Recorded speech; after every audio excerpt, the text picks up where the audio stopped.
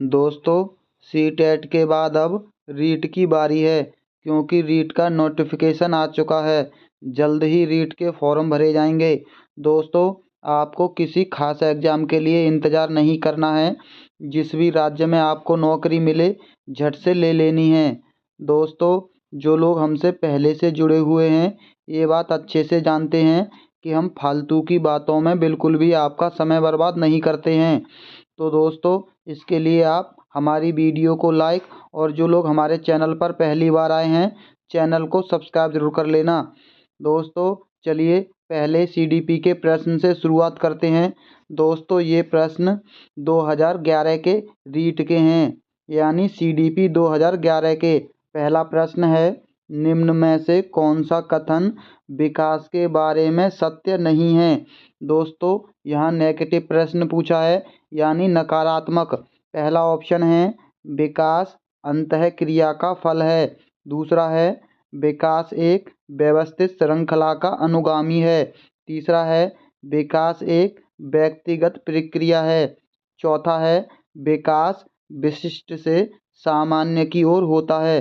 दोस्तों, अंतःक्रिया का फल है, ये आनुवंशिकता और पर्यावरण इन दोनों के मिलकर विकास का अनुगमन होता है। और विकास एक व्यवस्थित श्रृंखला का अनुगामी है, ये भी कथन बिल्कुल सही है। और विकास एक व्यक्तिगत प्रक्रिया है। दोस्तों, विकास की सबके अंदर भिन्न भिन्न होता है। ये तीनों कथन बिल्कुल सही हैं। इसका चौथा कथन गलत है। अगर आपने सीटेट पढ़ा होगा तो आपने देखा होगा, ये सामान्य से विशिष्ट की ओर होता है, ना कि विशिष्ट से सामान्य की ओर। सबसे पहले सामान्य चीज़ें होती हैं, उसके बाद विशिष्ट, यानी डी ऑप्शन उल्टा दे रखा है। इसका सही जवाब ऑप्शन डी है। अगला प्रश्न है, बालकों की सोच अमूर्तता की अपेक्षा मूर्त अनुभवों एवं प्रत्ययों से होती है, यह अवस्था है। दोस्तों, ये प्रश्न है जीन पियाजे के संज्ञानात्मक विकास का। पहला ऑप्शन है 7 से 12 वर्ष तक। दोस्तों, कहीं कहीं इसे 11 वर्ष तक भी दे रखा होता है, कन्फ्यूज होने की आवश्यकता नहीं है। दूसरा है 12 से वयस्क तक, 2 से 7 तक, जन्म से 2 वर्ष तक। दोस्तों, इसका सही जवाब है ऑप्शन ए, 7 से 12 वर्ष की अवस्था। यानी बच्चा मूर्त का मतलब होता है चीज़ों को जो छूकर या देखकर अनुभव कर सके, ऐसी चीज़ों के बारे में बात कर रहा है।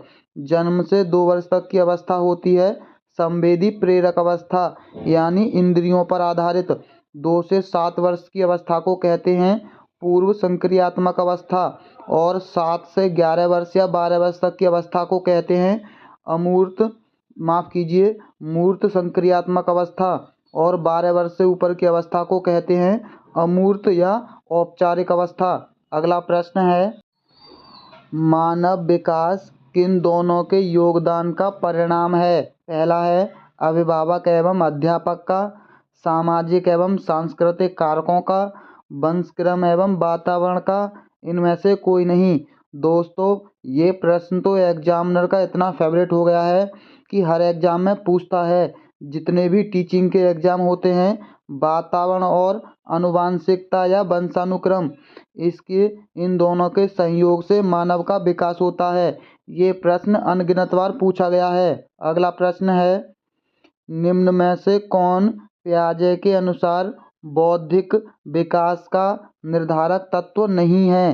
पहला है सामाजिक संचरण, अनुभव, संतुलीकरण, इनमें से कोई नहीं। दोस्तों, हमने सीटेट की वीडियो में आपको बताया था कि सामाजिक और सांस्कृतिक शब्द जीन पियाजे से नहीं बल्कि लेव वाइगोत्स्की से संबंधित हैं। ये दोनों शब्दों का संबंध लेव वाइगोत्स्की से है। इसका सही जवाब ऑप्शन ए है, सामाजिक संचरण। ये जीन पियाजे के अनुसार सही नहीं है। अगला प्रश्न देख लीजिए, विशेष आवश्यकता वाले बच्चों को पढ़ाने के लिए निम्नलिखित में से कौन सी व्यूह रचना अधिक उपयुक्त है। पहला है अधिकतम बच्चों को सम्मिलित करते हुए कक्षा में चर्चा करना। दोस्तों, चर्चा शब्द सकारात्मक में आता है। विद्यार्थियों को सम्मिलित करते हुए अध्यापक द्वारा निर्देशन, सहकारी अधिगम तथा पीआर ट्यूरिंग। अध्यापन के लिए योग्यता आधारित समूहीकरण। दोस्तों एक चीज़ जान लीजिए, जब भी आपको कुछ ऐसे शब्द ऑप्शन में दिखाई दें जिनके बारे में आपने पहले कभी नहीं सुना होगा, पीयर ट्यूरिंग के बारे में शायद बहुत लोग नहीं जानते होंगे। अगर इस तरह के शब्द किसी ऑप्शन में दे रखे हैं तो उसका 90% वही सही जवाब होने के चांस होते हैं। दोस्तों इसका भी सही जवाब ऑप्शन सी है, सहकारी अधिगम तथा पीआर ट्यूरिंग। पीआर ट्यूरिंग एक कंप्यूटर आधारित प्रणाली है। अगला प्रश्न है, समस्या के अर्थ को जानने की योग्यता वातावरण के दोषों, कमियों एवं रिक्तियों के प्रति सजगता की विशेषता है। दोस्तों ऑप्शन है, प्रतिभाशाली बालकों की, सामान्य बालकों की, सृजनशील बालकों की, या इनमें से कोई नहीं। दोस्तों इसका सही जवाब ऑप्शन सी है, सृजनशील बालकों की ये विशेषता है, वातावरण के दोषों, कमियों एवं रिक्तियों के प्रति सजगता। अगला प्रश्न है, एक कॉलेज जाने वाली लड़की ने फर्श पर कोट फेंकने की आदत डाल ली है। लड़की की मां ने उससे कहा कि कमरे से बाहर जाओ और कोट को खूंटी पर टांगो। लड़की अगली बार घर में प्रवेश करती है, कोट को हाथ पर रखकर अलमारी की तरफ जाकर कोट को खूंटी पर टांग देती है। यह उदाहरण है। पहला है श्रृंखलागत अधिगम का, उद्दीपन अनुक्रिया अधिगम का, प्रत्यय अधिगम का, इन सभी का। दोस्तों उद्दीपन अनुक्रिया में वो किसी के प्रति अनुक्रिया नहीं कर रही है, वो अपनी माँ के कहने पर ये काम कर रही है, यानी श्रृंखलागत है, श्रृंखला में ये चीज़ें की जा रही हैं। अगला प्रश्न है, बाह्य अभिप्रेरणा में समावेशित किया जाएगा। ऑप्शन है, प्रशंसा एवं दोषारोपण को, दूसरा है प्रतिद्वंद्विता को, तीसरा है पुरस्कार एवं दंड को, और परिणाम का ज्ञान को। दोस्तों इन सभी चीज़ों को बाह्य अभिप्रेरणा में शामिल किया जाएगा। बाह्य प्रेरणा और आंतरिक अभिप्रेरणा, इन दोनों के बारे में समझ लीजिए। आप केवल आंतरिक अभिप्रेरणा को समझ लीजिए, बाकी कुछ और समझने की ज़रूरत नहीं है। अगर बच्चा कोई भी कार्य खुद की मर्जी से खुद के लिए कर रहा हो वो आंतरिक अभिप्रेरणा होगी। बाकी की अगर किसी और के कहने पर या दंड के लिए या किसी को देखकर कोई कार्य करता है तो वो बाह्य अभिप्रेरणा होती है। प्रशंसा के लिए कार्य कर रहा है, ये बाहर की चीज़ें हैं। प्रतिद्वंद्विता के लिए दूसरों को देखकर, पुरस्कार के लिए ये भी बाहर की चीज़ें हैं, और परिणाम का ज्ञान ये भी। अगर खुद से खुद के आनंद के लिए अगर कोई कार्य कर रहा होता है तो वो आंतरिक अभिप्रेरणा होगी। इसका सही जवाब ऑप्शन डी है। अगला प्रश्न है, जिस प्रक्रिया में व्यक्ति दूसरों के व्यवहार को देखकर सीखता है ना कि प्रत्यक्ष अनुभव को कहा जाता है। दोस्तों सामाजिक अधिगम, अनुबंधन, प्रायोगिक अधिगम, आकस्मिक अधिगम। दोस्तों एक दूसरे को देखकर सामाजिक अधिगम होता है। अगला प्रश्न है, अधिगम निर्योग्यता का लक्ष्य है। पहला है भागने की प्रवृत्ति होना, दूसरा है अशांत, ऊर्जावान एवं विध्वंसक होना, अवधान संबंधी बाधा या विकार, अभिप्रेरणा का अभाव। दोस्तों अधिगम निर्योग्यता का मतलब होता है विकार, यानी अवधान संबंधी बाधा के लिए अधिगम निर्योग्यता कहते हैं। अगला प्रश्न है, अधिगम को प्रभावित करने वाला व्यक्तिगत कारक है। संचार के साधन, समवयस्क समूह, अध्यापक, परिपक्वता एवं आयु। दोस्तों इसका सही जवाब ऑप्शन डी है, आयु और परिपक्वता। ये चीज़ें व्यक्तिगत कारक होती हैं अधिगम को प्रभावित करने के लिए, बाकी की चीज़ें व्यक्तिगत कारक नहीं हैं। अगला प्रश्न है, एक क्रिकेट खिलाड़ी अपनी गेंदबाजी के कौशल को विकसित कर लेता है पर यह उसके बल्लेबाजी के कौशल को प्रभावित नहीं करता, इसे कहते हैं। दोस्तों हम आपको आज एक ऐसी ट्रिक बताएंगे कि ये चीज़ें आप कभी नहीं भूलोगे। यानी यहाँ दो चीज़ें दे रखी हैं, गेंदबाजी और बल्लेबाजी। आप हमेशा एक चीज़ याद रखना, जब दो चीज़ों एक दूसरे को फ़ायदा पहुँचाएंगी वहाँ विधेयकात्मक या धनात्मक इसे विधेयकात्मक को धनात्मक भी कहते हैं।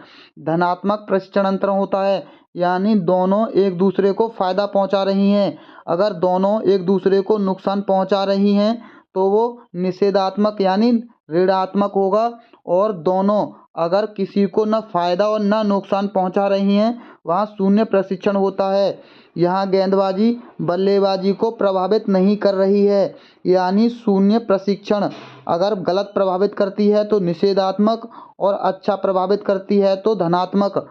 अगला प्रश्न है, निम्न में से कौन सा कथन किसी व्यक्ति के मानसिक स्वास्थ्य को उत्तम रूप से प्रदर्शित करता है? पहला है पूर्ण अभिव्यक्ति, संगीतकरण और सामान्य लक्ष्य की ओर निर्देशन, मानसिक विकारों का न होना, व्यक्तित्व के विकारों से मुक्ति, या ये सभी। दोस्तों इसका सही जवाब ऑप्शन ए है। ये कथन है पूर्ण अभिव्यक्ति, संगीतकरण और सामान्य लक्ष्य की ओर निर्देशन। ए इसका ऑप्शन सही है। अगला प्रश्न देख लीजिए। फ्रायड, पियाजे एवं अन्य मनोवैज्ञानिकों ने व्यक्तित्व विकास की विभिन्न अवस्थाओं के संदर्भ में व्याख्या की है, परंतु पियाजे ने क्या कहा है? पहला है कहा है कि विकास की अवस्थाएं वातावरण से निर्धारित होती हैं। दूसरा है कहा है कि शैशव अवस्था के अनुभव ही अधिक प्रभावित करते हैं, बाकी अवस्थाओं के सीमित प्रभावित करते हैं। तीसरा है विभिन्न अवस्थाओं को समझने के लिए संज्ञानात्मक बदलाव के बारे में कहा है। इनमें से कोई नहीं। दोस्तों अगर आपने सीटेट पढ़ा है तो पियाजे के संज्ञानात्मक विकास को जरूर पढ़ा होगा, और यहाँ केवल एक ही ऑप्शन में संज्ञानात्मक शब्द दे रखा है। आप इससे इसको सही कर सकते हैं। इसका सही जवाब ऑप्शन सी है। विभिन्न अवस्थाओं को समझने के लिए संज्ञानात्मक बदलाव के बारे में कहा है, यानी संज्ञानात्मक विकास का सिद्धांत जीन पियाजे ने दिया है। अगला प्रश्न है, गिलफोर्ड ने अभिसारी चिंतन पद का प्रयोग किसके समान अर्थ में किया है? दोस्तों अभिसारी का मतलब होता है एक ही उत्तर। ऑप्शन है बुद्धि, सृजनात्मकता, बुद्धि एवं सृजनात्मकता, इनमें से कोई नहीं। दोस्तों इसका सही जवाब ऑप्शन बी है, सृजनात्मकता के बारे में। अगला प्रश्न है, निम्न में से कौन सा कथन रुचि के बारे में सत्य नहीं है? गलत कथन बताना है रुचि के बारे में। पहला है रुचियां जन्मजात और अर्जित दोनों होती हैं। दूसरा है रुचियां समय के अनुसार बदलती रहती हैं। तीसरा है रुचियां योग्यताओं एवं अभिक्षमताओं से संबंधित नहीं होती हैं। चौथा है रुचि व्यवहार में आकर्षक एवं विकर्षण के प्रतिबिंब नहीं है। दोस्तों इसका सही जवाब ऑप्शन डी है, रुचियां व्यवहार में आकर्षक और विकर्षण के प्रतिबिंब नहीं है। ये कथन गलत है। बाकी के रुचियां जन्मजात होती हैं, अर्जित दोनों होती हैं, ये बिल्कुल सही है। रुचियां समय के अनुसार बदलती हैं, ये भी बिल्कुल सही है। रुचियां योग्यता एवं अभिक्षमताओं से संबंधित नहीं होती, ये बिल्कुल सही है। और ये चौथा कथन गलत है, रुचियां व्यवहार में आकर्षक एवं विकर्षण से प्रतिबिंब नहीं है, ये बिल्कुल प्रतिबिंबित होती हैं। हम किसी को देख करके अपनी रुचि बनाते हैं, यानी आकर्षक होते हैं। अगला प्रश्न है, अभिवृत्ति क्या है? ऑप्शन है एक भावनात्मक प्रवृत्ति जो अनुभव के द्वारा संगठित होकर किसी मनोवैज्ञानिक वस्तु के प्रति पसंदगी या नापसंदगी के रूप में प्रतिक्रिया करती है। दूसरा है एक ऐसी विशेषता जो व्यक्ति की योग्यता का परिचायक है, जिसे किसी प्रदत्त क्षेत्र में विशेष कौशल से सीखा जा सकता है। तीसरा है व्यक्ति की बीजभूत क्षमता जो कि विशिष्ट प्रकार की होती है। चौथा है इनमें से कोई नहीं। दोस्तों हमने आपको सीटेट में भी बताया था कि अगर कोई ऑप्शन बाकी के ऑप्शनों से बहुत ही ज़्यादा बड़ा है, लगभग दूने से ज़्यादा बड़ा है, तो उसका सही जवाब वही ऑप्शन होता है जो सबसे बड़ा है। उसके चांस होते हैं 99.99% सही होने के, यानी इसका भी सही जवाब ऑप्शन ए है। बाकी के ऑप्शनों से देख लीजिए, ये बहुत ही अधिक बड़ा है। अगला प्रश्न है, व्यक्तित्व एवं बुद्धि वंशानुक्रम की? पहला है नामात्र की भूमिका है, महत्वपूर्ण भूमिका है, पूर्व अपूर्वानुमेय भूमिका है, आकर्षक भूमिका है। दोस्तों, इसका सही जवाब ऑप्शन ए है। व्यक्तित्व वंशानुक्रम से निर्धारित नहीं होता बल्कि सामाजिक तौर पर होता है, यानी नामात्र की भूमिका होती है। अगला प्रश्न है, जिन इच्छाओं की पूर्ति नहीं होती उनका भंडार गृह इनमें से कौन सा होता है? दोस्तों, सीटेट का बिल्कुल रिपीट हुआ प्रश्न है। ऑप्शन है इदम है, परम अहम है, इदम या अहम दोनों हैं। दोस्तों, इसका सही जवाब ऑप्शन ए है, यानी इच्छाओं की पूर्ति ना होना इदम और इच्छाओं की पूर्ति होना अहम।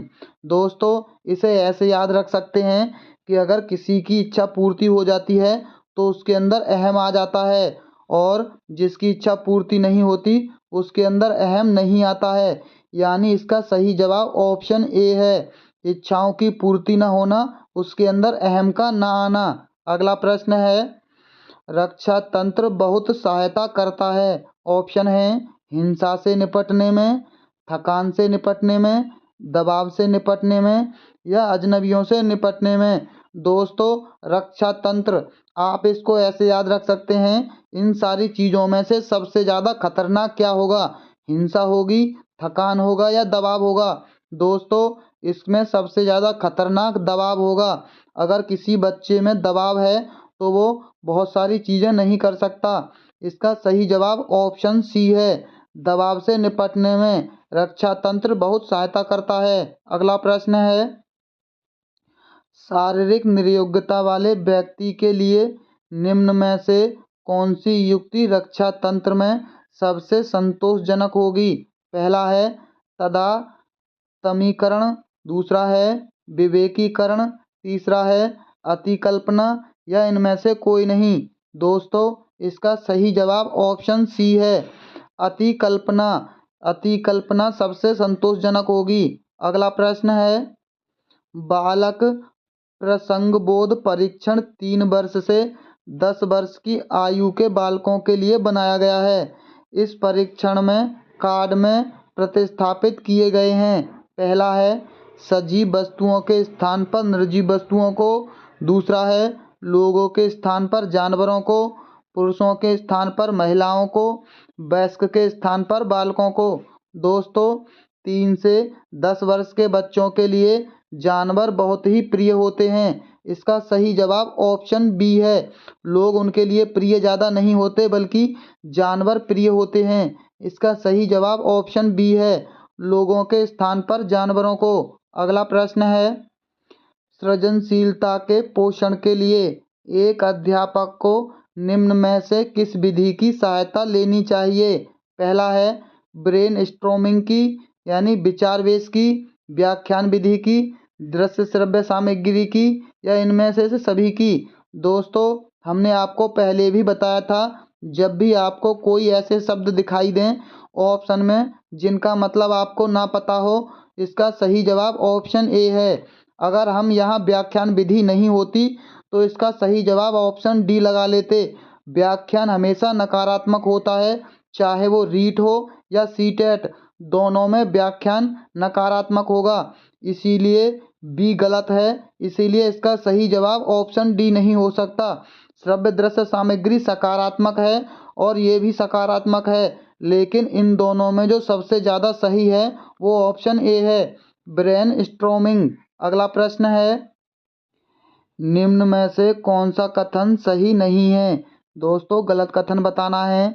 ऑप्शन है आवश्यकता वंचना की शारीरिक अवस्था नहीं है, दूसरा है अंतर्निहित आवश्यकता का मनोवैज्ञानिक परिणाम है, आवश्यकता एवं अंतर्निहित समान नहीं है बल्कि समानांतर हैं, दूसरा है मूल प्रवृत्तियां आंतरिक जैविक बल हैं।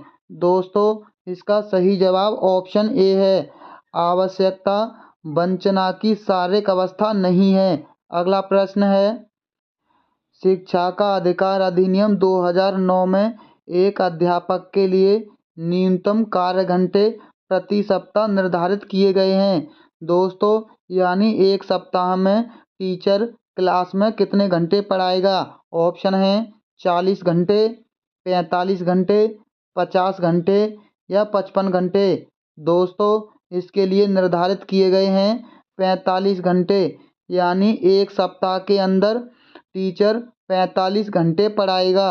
अगला प्रश्न है, शिक्षा का अधिकार अधिनियम 2009 में एक अध्यापक को निम्न में से किस दायित्व को पूरा करना होगा?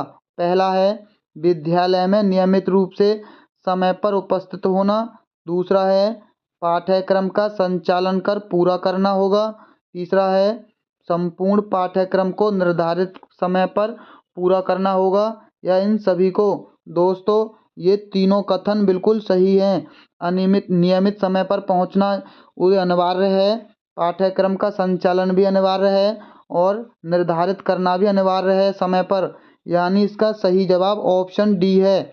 उपरोक्त में से सभी ये तीनों कथन बिल्कुल सही हैं 2009 के अनुसार। अगला प्रश्न है, राष्ट्रीय पाठ्यचर्या की रूपरेखा 2005 में शांति शिक्षा को बढ़ावा देने के लिए कुछ क्रियाओं की अनुशंसा की गई है।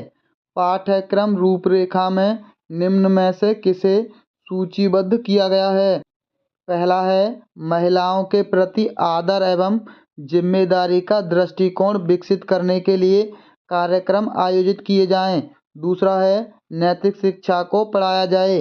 तीसरा है शांति शिक्षा को एक अलग विषय के रूप में पढ़ाया जाए।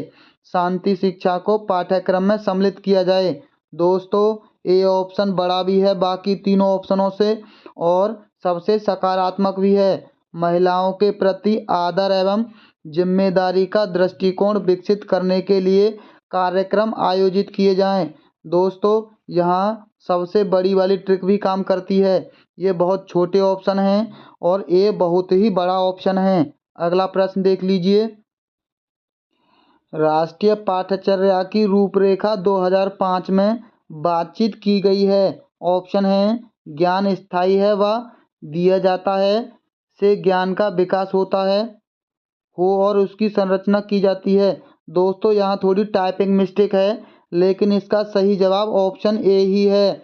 शैक्षिक केंद्र से विषय केंद्र होने पर यह जोर नहीं देता, बल्कि शैक्षिक केंद्र होने पर जोर देता है। विद्यार्थी केंद्र से अध्यापक केंद्र की ओर जोर नहीं देता, बल्कि शिक्षा इस समय बाल केंद्रित है, यानी विद्यार्थी केंद्रित। इसका सही जवाब ऑप्शन ए ही है, लेकिन यहाँ थोड़ी टाइपिंग मिस्टेक है। अगला प्रश्न देख लीजिए, क्रियात्मक अनुसंधान का उद्देश्य है। पहला है नवीन ज्ञान की खोज। दूसरा है शैक्षिक परिस्थितियों में व्यवहार विज्ञान का विकास। तीसरा है विद्यालय तथा कक्षा की शैक्षणिक कार्यप्रणाली में सुधार लाना। और इन ये सभी। दोस्तों इसका सही जवाब ऑप्शन डी होगा। क्रियात्मक अनुसंधान का मुख्य उद्देश्य तो होता है विद्यालय तथा कक्षा की शैक्षणिक कार्यप्रणाली में सुधार लाना, लेकिन ये भी सही ऑप्शन है। अगला प्रश्न है, दोस्तों अगर आपने हमारी वीडियो को अभी लाइक नहीं किया है तो सबसे पहले हमारी वीडियो को लाइक कर लीजिए। और दोस्तों एक बात, हमारी वीडियो को केवल उन्हीं लोगों को शेयर करना जो आपके खास दोस्त हों, बाकी के फालतू लोगों को शेयर करने की ज़रूरत नहीं है। हम आपका एग्ज़ाम तक ऐसे ही बिना टाइम वेस्ट के साथ अच्छी प्रैक्टिस कराते रहेंगे। इसके लिए आप हमारे चैनल को सब्सक्राइब जरूर कर लेना। ये आखिरी प्रश्न है, राष्ट्रीय पाठ्यचर्या की रूपरेखा 2005 के अंतर्गत परीक्षा सुधारों में निम्न में से किस सुधार को सुझाया गया है? पहला है खुली पुस्तक परीक्षा, सतत एवं निरंतर एवं व्यापक मूल्यांकन, सामूहिक कार्य मूल्यांकन, ये सभी। दोस्तों इसका जवाब आप लोग हमें कमेंट बॉक्स में देना, इससे पता चलेगा कि कौन कौन लोग वीडियो में आखिरी तक बने रहे। दोस्तों इसके लिए आपका बहुत बहुत धन्यवाद होगा जो लोग हमें कमेंट बॉक्स में इसका जवाब देंगे। तो देखते हैं दोस्तों आप में से कितने लोग इसका सही जवाब दे पाते हैं। दोस्तों एक बार फिर से बोलते हैं, अगर वीडियो को लाइक नहीं किया है तो वीडियो को लाइक और चैनल को सब्सक्राइब जरूर कर लीजिए। तो चलिए दोस्तों मिलते हैं बहुत जल्द अगली वीडियो में। वीडियो देखने के लिए बहुत बहुत धन्यवाद।